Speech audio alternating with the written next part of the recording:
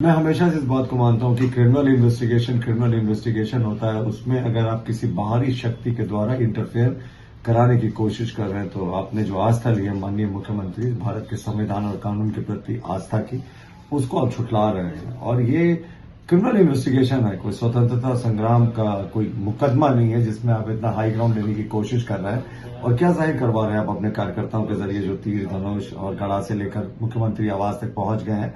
ये law and order का situation create कर रहे हैं। राज्यपाल ने भी बहुत नाराजगी व्यक्त की थी कि जो लॉ एंड ऑर्डर है वो मेंटेन होना चाहिए। इन्होंने तो सीएस को और डीजीपी को पत्र लिखा था, तो वो रिस्पॉन्सिबल होंगे अगर कोई अप्रिय घटना होती है। हजारों के समर्थक में जेएमएम के कार्यकर्ता झंडा, तलवार, गड़ासा, तीर धनुष लेकर निषेधाज्ञा वाले एरिया में कैसे पहुंच गए। और मुख्यमंत्री जी क्रिमिनल इन्वेस्टिगेशन में कहीं ना कहीं इंटरफेयर कर रहे हैं। बहरहाल ईडी और उनके बीच का मैटर है। ईडी को क्या सबूत मिलता है, ईडी को क्या फाइंडिंग होती है, ये तो वही बता पाएंगे।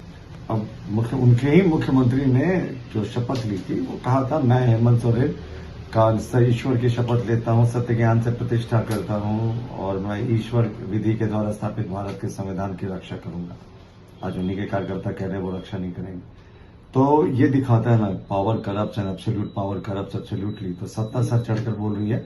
ये लोग भूल जाते हैं, ये बहुत पुराना सिद्धांत है रामराज के समय का। या आप चाइनीज फिलोसोफर गुआंग जोंग की बात करें या आप थिएटर ऑफ द वॉर में थियोडिडिस की बात नहीं, कानून अपना काम कर रही है और हमें लगता है कि ये सिर्फ इस राज्य में नहीं बल्कि हर उस राज्य में ईडी का दस्तक जारी है जिस राज्य में गैर भाजपा शासित दल राज कर रहे हैं और अपना वो काम करे।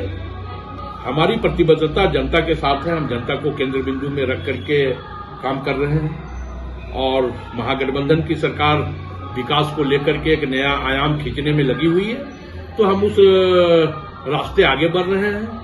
अब ईडी का जो काम है वो अपना ईडी कर रहे हैं। ये आज से नहीं बल्कि जिस वक्त से महागठबंधन की सरकार बनी उसी दिन से कभी इस राज्य में ऑपरेशन लोटस चालू होते हैं। जब ऑपरेशन लोटस कुचला जाता है तो ईडी का एंट्री होता है और लगातार ईडी के जरिए जो है सरकार के विकासशील चेहरे को, एक आदिवासी मुख्यमंत्री को बदनाम करने का एक साजिश और षड्यंत्र केंद्र की सरकार रच रही है।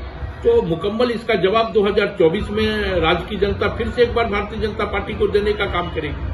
हमें लगता है कि आज तक ईडी की जितनी भी छापेमारी या जितना भी सम्मन विपक्ष के नेताओं के ऊपर किया गया है उसमें कहीं भी कोई सबूत ईडी ने, कोई साक्ष्य ईडी ने प्रस्तुत नहीं कर पाई है।